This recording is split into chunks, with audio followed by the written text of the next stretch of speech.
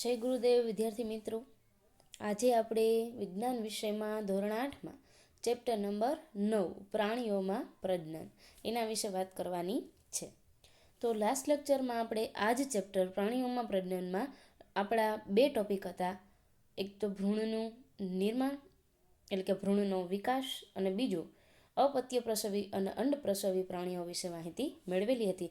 અને બે ક્વેશ્ચન હતા હોમવર્કમાં, એ બે જ ક્વેશ્ચન હતા. અપત્ય પ્રસવી અને અંડ પ્રસવી પ્રાણીઓનો તફાવત, જેમાં 2 પોઈન્ટ લખવાના હતા, અને ભ્રૂણનો વિકાસ એ 3 માર્ક અથવા તો 2 માર્કનો ક્વેશ્ચન હતો.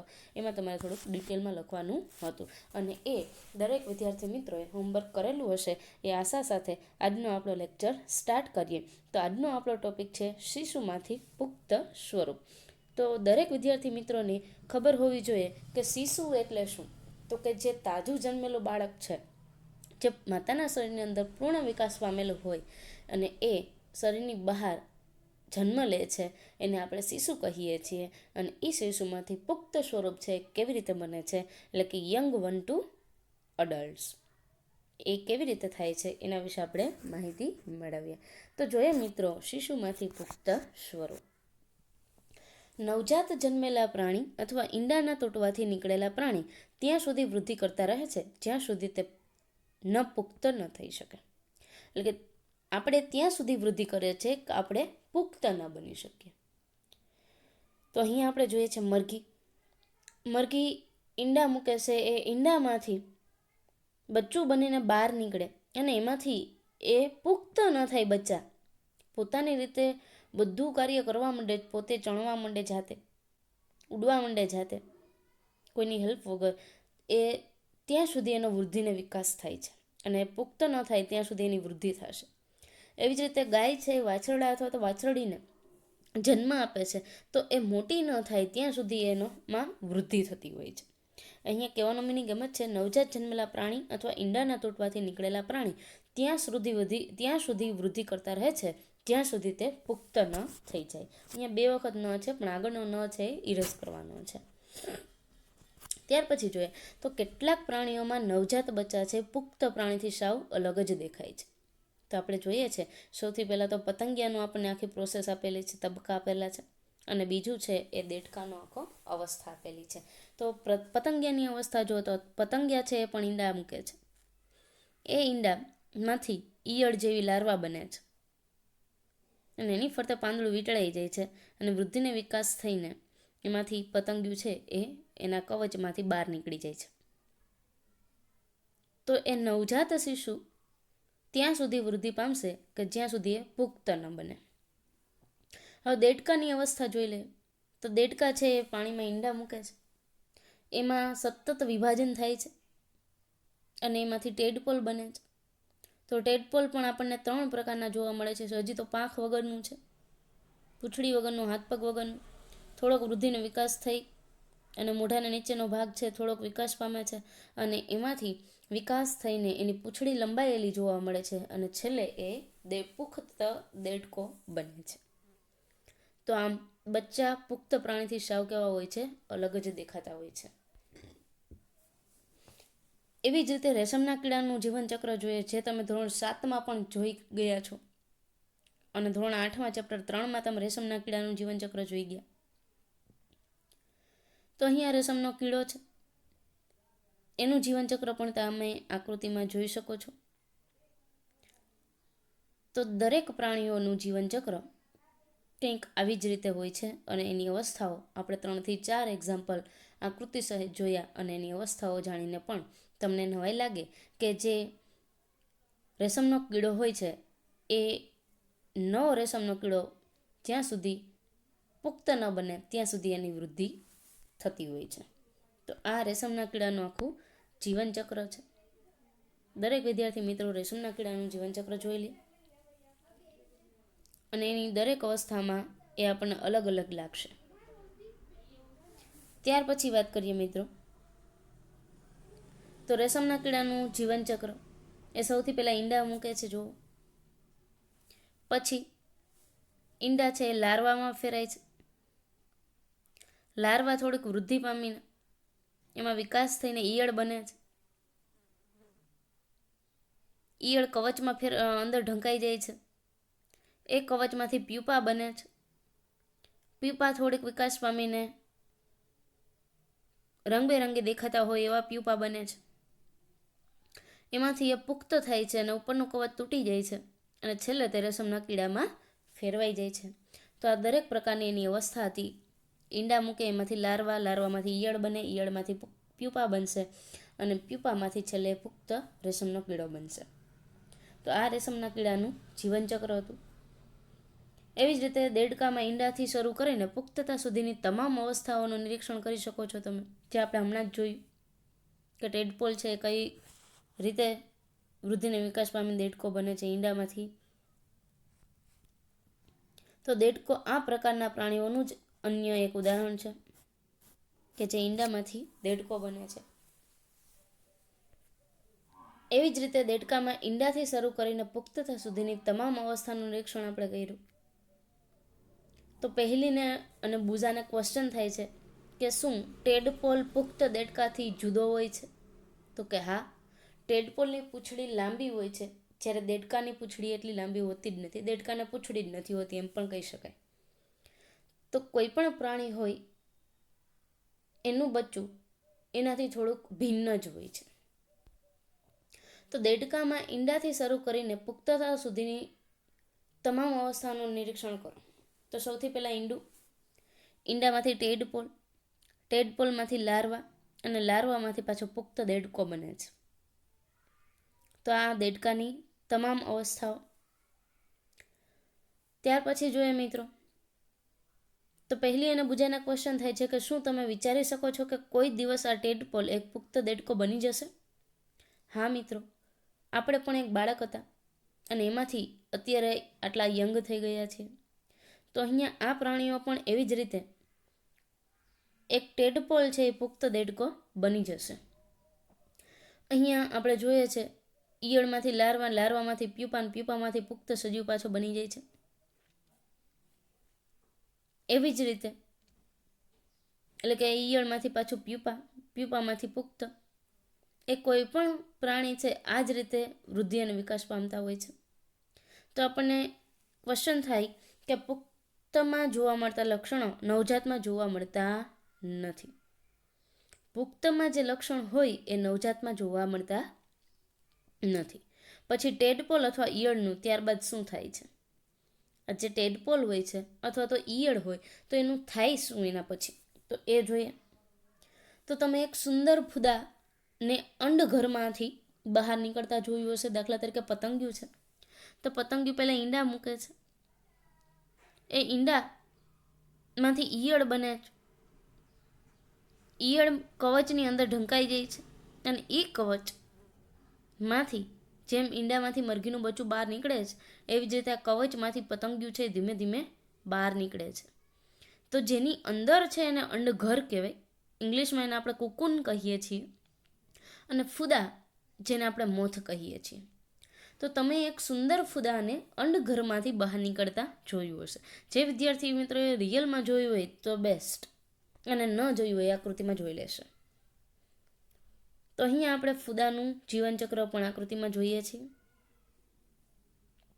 એવી જ રીતે ટેડપોલ રૂપાંતરણ પામીને પુખ્ત દેડકામાં ફેરવાઈ જાય છે, જે કૂદી શકે છે અને તરી પણ શકે છે. અહીંયા આકૃતિમાં આપણને વ્યવસ્થિત રીતે એટલે કે સ્પષ્ટ આપણે જોઈ શકીએ છીએ કે જે દેડકામાંથી ટેડપોલ બને છે એ પાણીમાં તરી પણ શકે છે અને કૂદી પણ શકે છે.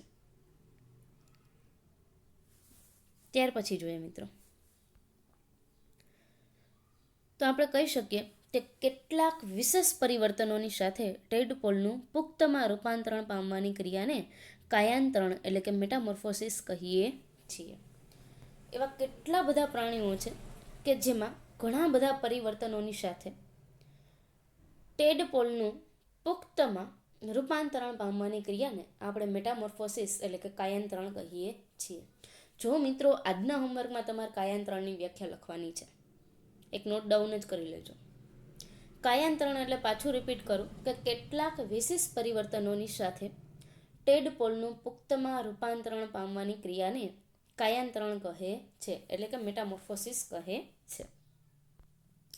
ત્યાર પછી વાત કરીએ મિત્રો, તો પહેલી એના બુજોનો ક્વેશ્ચન થાય છે કે જેમ જેમ આપણે મોટા થઈએ છીએ તેમ તેમ આપણા શરીરમાં કેટલાક પરિવર્તનો જોઈએ છીએ. સૌથી પહેલાં બાળક છે જે ગોઠણીયાભેર હાલતા શીખે છે, એમાંથી થોડોક મોટો થાય છે, પેલું બીજું ભણતો એવું લાગે, એમાંથી વૃદ્ધિને વિકાસ થતો જાય છે અને છેલ્લે દાદામાં ફેરવાઈ જાય છે. તો આપણા જીવનચક્રની અંદર પણ 6 થી 7 ફેરફાર થતા હોય છે. તો આ પરિવર્તનો આપણે જોઈએ છીએ તો એવા દરેક પ્રાણીઓમાં 6 થી 7 અથવા તો એની રીતે એની અવસ્થા પ્રમાણે ફેરફાર થતા જોવા મળતા હોય છે. તો તમે વિચારો છો કે આપણું પણ કાયાંતરણ થાય છે? હા, આપણામાં પણ કાયાંતરણ થાય છે અને એને આપણે મેટામોર્ફોસિસ જ કહીએ છીએ. તો આ આપણું કાયાંતરણ છે અને દરેકમાં લક્ષણ તો ઠીક છે, આપણી અવસ્થા પણ જુદી જુદી હોય છે અને આપણે આપણા માતા પિતા સાથે પહેલેથી જ જ્યારે જન્મ લીધો હોય ત્યારે એના જ જેવા લાગતા હોય એવું બનતું નથી, કેમ કે આપણામાં પણ ચેન્જીસ એટલા આવતા જતા હોય છે. તો આમ મનુષ્યમાં જન્મ સમયથી જ નવજાત શિશુમાં પુખ્ત જેવા જ શારીરિક અંગો આવેલા હોય છે. પુખ્ત જેવા જ શારીરિક અંગો આવેલા હોય છે પણ લક્ષણો એવા હોતા નથી. પુખ્ત જેવા હાથ પગ હોય છે, બીજા શરીરના અંગો પણ હોય છે. એટલે કહી શકાય કે મનુષ્યમાં જન્મ સમયથી જ નવજાત શિશુમાં એટલે કે તાજા જન્મેલા બાળકમાં પુખ્ત જેવા જ શારીરિક અંગો આવેલા હોય છે. પછી એ શારીરિક અંગ કામ કરતું હોય તોય ભલે, ન કરતું હોય તોય ભલે, ને આપણે કરાવતા ન હોઈએ તો પણ ભલે, પણ હોય કેવા? મનુષ્યના જે માતા પિતા એટલે કે જે નવજાત શિશુનું માતા પિતા છે એના જેવું જ એને શારીરિક અંગ આવેલું હોય છે. ત્યાર પછી આપણે વાત કરીએ અલિંગી પ્રજનન, જેને આપણે એસેક્સ્યુઅલ રિપ્રોડક્શન કહીએ છીએ. તો એસેક્સ્યુઅલ રિપ્રોડક્શનમાં આપણે વાત કરીએ તો અત્યાર સુધી આપણે પ્રજનન પ્રક્રિયાનો અભ્યાસ એવા પ્રાણીઓમાં કર્યો કે જેનાથી આપણે પરિચિત હતા. એક તો દેડકાનું કાયાંતરણ જોયું અને પતંગિયાની આખી અવસ્થા જોઈ. તો આ બધા વિશે આપણે માહિતી મેળવી લીધી છે, જાણકાર થઈ ગયા છીએ. તો હવે આપણે અલિંગી પ્રજનન વિશે વાત કરવા જઈ રહ્યા છીએ. તો અલિંગી પ્રજનનમાં એક તો એક્ઝામ્પલ હશે હાઇડ્રા અને બીજું છે અમીબા. તો હાઇડ્રા અને અમીબા જેવા પ્રાણીઓમાં અલિંગી પ્રજનન કઈ રીતે થાય છે એ જોઈએ. તો પહેલી એના બુજો કહે છે કે પરંતુ અત્યંત નાના પ્રાણીઓ જેવા કે હાઇડ્રા તેમજ સૂક્ષ્મદર્શી પ્રાણી જેમ કે અમીબામાં પ્રજનન છે કેવા પ્રકારે થતું હશે. હવે એને એમ થયું આપણે મનુષ્યમાં પ્રજનન કેવી રીતે થાય, વનસ્પતિમાં પ્રજનન કેવી રીતે થાય, અપત્ય પ્રસવી પ્રાણીઓમાં પ્રજનન કેવી રીતે થાય, અંડ પ્રસવી પ્રાણીઓમાં કઈ રીતે, એની આખી આપણે કાયાંતરણની અવસ્થા જોઈ, એ બધામાં પ્રજનન કઈ રીતે થાય એ આપણે જોયું. પણ અતિ સૂક્ષ્મ પ્રાણીઓ હોય જેવા કે હાઇડ્રા અને અમીબા જે સૂક્ષ્મદર્શી પ્રાણી છે તો એનામાં પ્રજનન કેવી રીતે થતું હશે? મને લાગે છે આ પહેલી એને બુજો પહેલેથી જ આટલા હોશિયાર હશે કે એને ક્વેશ્ચન ઉપર ક્વેશ્ચન થાય છે અને આપણને ક્વેશ્ચન હોય તો આપણે કાઢી નાખવાનું મન થતું હોય છે. તો અહીંયા હવે આપણે જોઈએ હાઇડ્રા અને અમીબામાં પ્રજનન કેવા પ્રકારે થતું હશે. તો અહીંયા હાઇડ્રા અને અમીબાની આકૃતિ પહેલાં તો જોઈ લઈએ. અમીબા અનિયમિત આકાર, હાઇડ્રાનો આકાર પણ આપણને દેખાય છે. હવે પછી આપણે જોઈએ તો પહેલી અને બુજાને પાછો ક્વેશ્ચન થાય છે કે શું તમે તેઓની પ્રજનન કરવાની રીત વિશે જાણો છો? તો ના ભાઈ, તમને નથી ખબર તો અમને ક્યાં ખબર હોય, તમે જાણો છો તો અમે જાણી લઈએ થોડું ઘણું. તો શું તમે તેઓની પ્રજનન કરવાની રીત વિશે જાણો છો? તો હાઇડ્રા અને અમીબાના પ્રજનનની વિશે માહિતી મેળવીએ. તો હવે આપણે જોઈએ પ્રવૃત્તિ પ્રમાણે. તો એક પ્રવૃત્તિ છે એમાં હાઇડ્રાની સ્થાયી સ્લાઇડ બનાવવાની છે. તો એ હાઇડ્રા છે એને સ્લાઇડ ઉપર મૂકવાનું છે, લાખું નહીં પણ એનો થોડોક એવો પોર્શન અથવા તો ભાગ કાપી લેવાનો, નાનો એવો ટુકડો લઈ લેવાનો અને એ સ્લાઇડ ઉપર મૂકીને કોઈ પણ અભિરંજિત વડે અભિરંજિત કરીને કવર સ્લિપ ઢાંકીને એને માઇક્રોસ્કોપમાં જોવાનું, સૂક્ષ્મદર્શક યંત્રમાં અથવા તો વિપુલ દર્શક કાચની મદદથી સ્લાઇડનું નિરીક્ષણ કરો તો તમને માઇક્રોસ્કોપમાં હાઇડ્રા કંઈક આ રીતે દેખાશે. જે હાઇડ્રા તમારી પાસે હતું અને એમાંથી નાનો ભાગ તમે સ્લાઇડ ઉપર મૂકીને જોયો ઈ હાઇડ્રા અને માઇક્રોસ્કોપમાં દેખાય છે ઈ હાઇડ્રા ની તમે સરખામણી કરો તો પિતૃ શરીર ઉપરથી શું કોઈ ઉપસેલી સંરચના જોવા મળે છે? તો આપણને જો નીચે ખાંચ જેવું જોવા મળે છે, એ ઉપસેલી સંરચના કહેવાય છે. સંરચના એટલે ગોઠવણી. તો જે હાઇડ્રામાં તમને ઉપસેલી સંરચના જોવા મળે છે, અથવા તો તમને જે માઇક્રોસ્કોપમાં દેખાય છે એને તમારી રીતે દોરવાનો પ્રયત્ન કરો. આ ઉપસેલી સંરચનાઓની સંખ્યાની ગણતરી કરો કે તમને જે માઇક્રોસ્કોપમાં હાઇડ્રા દેખાય છે એમાં ઉપસેલી સંરચના ઉપસેલી હોય એવી ગોઠવણી કેટલી દેખાય છે એની ગણતરી કરો. અને પછી તમે એને કાગળમાં જેવું દેખાતું હોય એવો દોરવાનો પ્રયત્ન કરો અને પછી એની સરખામણી કરો. તો પ્રત્યેક હાઇડ્રામાં એક કે તેથી વધુ ઉપસેલા ભાગ જોવા મળે છે. જે આપણે આકૃતિમાં દેખાય છે, એક તો ઉપસેલો ભાગ જોવા મળશે જ, અથવા તો એક કરતાં વધારે ઉપસેલો ભાગ જોવા મળે છે. આ ઉપસેલી રચના વિકાસ પામતો નવો સજીવ છે. જે તમને હાઇડ્રાના શરીર ઉપર ઉપસેલી સંરચના જોવા મળે છે એ વિકાસ પામતો નવો સજીવ છે. આપણે કેમ દેડકો ઈંડા મૂકે ને એમાંથી ટેડપોલ બને છે, તો એ નવો સજીવ છે. અહીંયા હાઇડ્રામાં પણ એવી જ રીતે એના શરીરનો માંથી બનેલો નવો સજીવ એ પોતાના શરીરમાં જ ઉપસેલી સંરચના સ્વરૂપે જોવા મળે છે, જેને આપણે કલિકા કહીએ છીએ, અથવા તો ઇંગ્લિશમાં એને બડ્સ કહીએ છીએ. તો હાઇડ્રાના શરીર ઉપર જે ઉપસેલી સંરચના જોવા મળે છે એને આપણે કલિકા અથવા તો બડ્સ કહીએ છીએ. અને એની સંખ્યા 1 અથવા 2 અથવા તો એનાથી વધારે 3 થી 4 હોય છે. તો આ કલિકા છે જે હાઇડ્રામાં પણ એકલ પિતૃમાંથી ઉદ્ભવતા ઉપસેલા ભાગોમાંથી નવો સજીવ વિકાસ પામે છે. એક જ સજીવની મદદથી એમાં કલિકા છે એ વિકાસ પામે છે અને નવો સજીવ વિકાસ પામે કહેવાય. જ્યારે આપણે લિંગી પ્રજનનમાં જોયું તો નર અને માદા બંનેની મદદથી થતો હતો, નવો સજીવ ઉત્પન્ન થતો હતો. દેડકો, ગાય, મરઘી, ત્યાર પછી વાત કરીએ તો માછલી, મનુષ્ય, કૂતરા, બિલાડા વગેરે એ લિંગી પ્રજનનના પ્રાણીઓ હતા. જ્યારે અલિંગી પ્રજનનમાં ફક્ત એક જ સજીવ છે એની મદદથી નવો સજીવ ઉત્પન્ન થતો હોય છે. તો અહીંયા આ હાઇડ્રા છે એના શરીર ઉપર ઉપસેલી સંરચના જોવા મળે છે અને કલિકા કહેવાય છે. તો હું કહી શકું કે હાઇડ્રામાં પણ એકલ પિતૃમાંથી ઉદ્ભવતા, એકલ એટલે એક જ પિતૃમાંથી ઉદ્ભવતો ઉપસેલા ભાગમાંથી જ નવો સજીવ વિકાસ પામે છે. અહીંયા એક સજીવની મદદથી જ વૃદ્ધિને વિકાસ થઈને નવો સજીવ છે એ વિકાસ પામતો હોય છે. જ્યારે લિંગી પ્રજનનમાં 2 સજીવની જરૂર પડતી હોય છે, નર અને માદા. અલિંગી પ્રજનન ફક્ત એક જ સજીવની મદદથી નવો સજીવ ઉત્પન્ન કરી શકે છે. એવી જ રીતે ઈસ્ટમાં પણ કલિકા જોવા મળે છે. જે તમને ઈસ્ટ દેખાય છે એમાં પણ જે બહાર આમ કોટા ફૂટતા હોય એવું દેખાય છે એ કલિકા છે. તો ઈસ્ટ અને હાઇડ્રા પણ એકલ સજીવ જ છે અને એ એકલ પિતૃમાંથી નવો સજીવ ઉત્પન્ન થાય છે, તો વિકાસ પામે છે. આમ હાઇડ્રામાં પણ એકલ પિતૃમાંથી ઉદ્ભવતા ઉપસેલા ભાગોમાંથી નવો સજીવ વિકાસ પામે છે. જે આપણને બાજુમાં સ્કાય કલર જેવી આકૃતિ દેખાય છે, હાઇડ્રા છે અને સાઈડમાં ઉપસેલી સંરચના છે જે નવો સજીવ છે. કોનો? હાઇડ્રાનો. અને એ એના સજીવ શરીરથી એટલે કે પિતૃ શરીરથી છૂટો પડી અને વૃદ્ધિને વિકાસ પામે છે. જો અહીંથી છૂટો પડી જાય છે. આગળ તમે આકૃતિમાં જોયું તો એની યાર જોઈન્ટ હતો.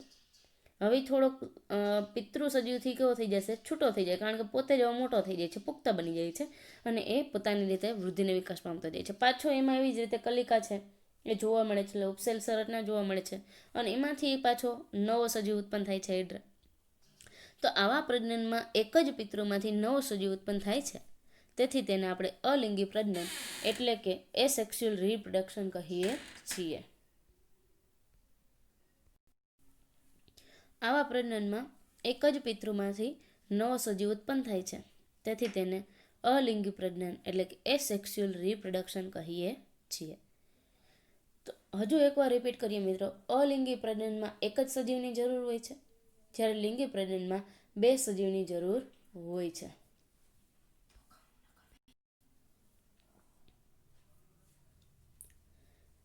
તો અહીંયા અલિંગી પ્રજનનનું એક્ઝામ્પલ હાઇડ્રા લઈએ. હાઇડ્રામાં કલિકામાંથી નવો સજીવ ઉદ્ભવે છે. જે એ પિતૃ સજીવથી છૂટો પડે છે અને પોતાની રીતે જીવન ગુજારવા લાગે છે. આથી આવા પ્રજનનને આપણે કલિકા સર્જન કહીએ છીએ. પિતૃ જેવો જ નવો સજીવ છે એ બની જાય છે અને એ પણ પુખ્ત થઈને એનામાં પાછો નવો સજીવ છે એ ઉત્પન્ન થતો હોય છે અને આવા પ્રજનનને આપણે કલિકા સર્જન કહીએ છીએ. તો 2 માર્કના ક્વેશ્ચનમાં તમને કલિકા સર્જન પૂછાય તો તમારે હાઇડ્રાનું એક્ઝામ્પલ આપીને એને સમજાવવાનું રહેશે. આમ અલિંગી પ્રજનનની અન્ય પદ્ધતિ અમીબામાં પણ જોવા મળે છે. એક એક્ઝામ્પલ આપણે હાઇડ્રાનું જોયું, બીજું એક્ઝામ્પલ આપણે અમીબાનું જોઈ શકીએ.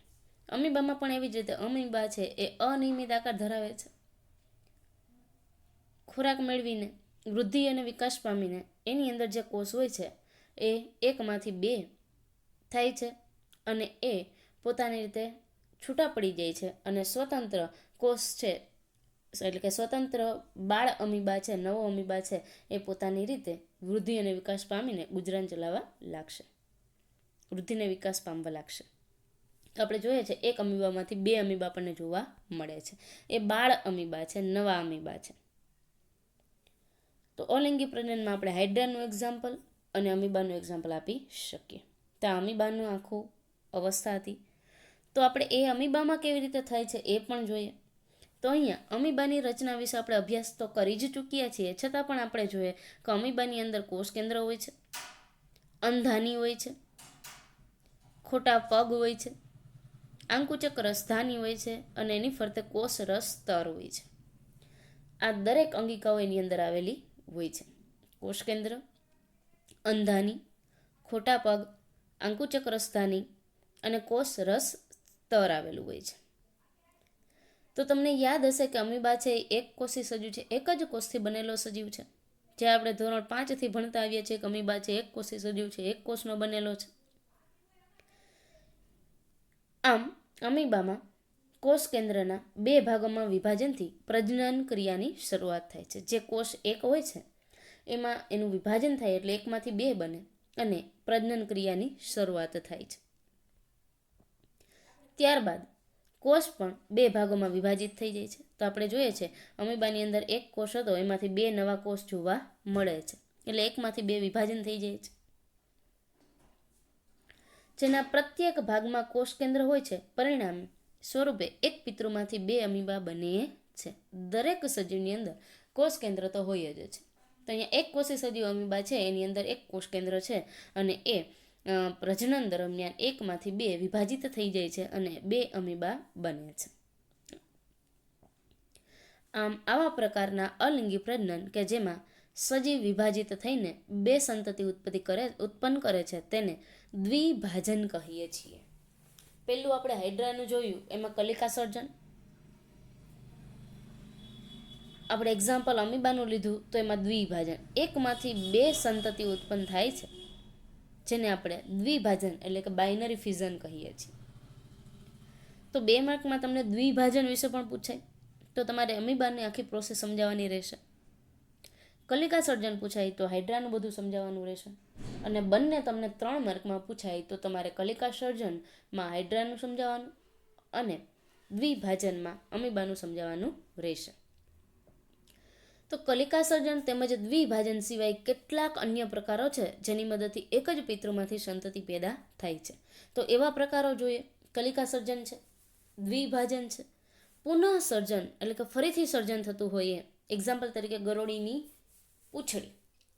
તમે એક સાવણી મારો અને ગરોળીની પૂંછડી કપાઈ ગઈ અને ગરોળી બચી જાય, છટકી જાય, તો એ ગરોળીની પાછી નવી પૂંછડી આવી જાય છે. એને પુનઃસર્જન કહેવાય. જ્યારે આપણને કોઈ એક પાઇપ અથવા તો કંઈ ભારે વસ્તુ મારે હાથ કપાઈ જાય અને તમે આશા રાખો ગરોળીની પૂંછડી પાછી આવે તો મારે બીજો હાથ આવે, તો ન આવે. કારણ કે આપણામાં પુનઃસર્જન નથી થતું, અમુક પ્રાણીઓમાં જ પુનઃસર્જન થતું હોય છે. બહુભાજન. બહુભાજન નામ ઉપરથી જ ખબર પડી જાય, બહુ એટલે એક કરતાં વધારે. એક કોષમાંથી વારંવાર વિભાજન થતું હોય એને આપણે બહુભાજન કહીએ છીએ. આકૃતિ જોઈને જ ખબર પડી જાય કે એક કોષમાંથી આશરે 6 થી 7 કોષ બને છે અથવા તો વધારે કોષ બને છે, એને આપણે બહુભાજન કહીએ છીએ. તો આપણે કહી શકીએ કલિકા સર્જન, દ્વિભાજન અને એના સિવાય કેટલાક અન્ય પ્રકારો છે જેમ કે બહુભાજન અને પુનઃસર્જન, એની મદદથી એક જ પિતૃમાંથી સંતતિ પેદા થાય છે. તેના વિશે તમે હવે પછીના ધોરણમાં અભ્યાસ કરશો. એટલે કે ધોરણ 9માં તમે બહુભાજન અને પુનઃસર્જન અથવા તો ધોરણ 10માં બહુભાજન અને પુનઃસર્જન વિશે માહિતી મેળવશો. પણ ધોરણ 8માં બે જ વિશે વાત કરવાની હતી, કલિકા સર્જન અને દ્વિભાજન. કલિકા સર્જનમાં હાઇડ્રાનું એક્ઝામ્પલ અને દ્વિભાજનમાં અમીબાનું એક્ઝામ્પલ. બસ આ બે વિશે વાત કરવાની હતી જે આપણે વાત કરી ચૂક્યા છીએ. અને હવે પછી આપણે વાત કરીએ ડોલીની વાર્તા એટલે કે ક્લોન વિશે, જે આપણે નેક્સ્ટ લેક્ચરમાં વાત કરીશું. તો આજના હોમવર્કમાં તમારે કાયાંતરણની વ્યાખ્યા, કલિકા સર્જન અને દ્વિભાજન આ 3 વસ્તુ હોમવર્કમાં લખવાની રહેશે. એટલે કે 3 ક્વેશ્ચન તમારે હોમવર્કમાં કરવાના રહેશે. હજુ એકવાર રિપીટ કરીએ, કાયાંતરણ એટલે મેટામોર્ફોસિસ, કલિકા સર્જન સમજાવો અને દ્વિભાજન સમજાવો. આ 3 ક્વેશ્ચન આજના હોમવર્કમાં તમારે લખવાના રહેશે. અસ્તુ, થેન્ક યુ, જય ગુરુદેવ.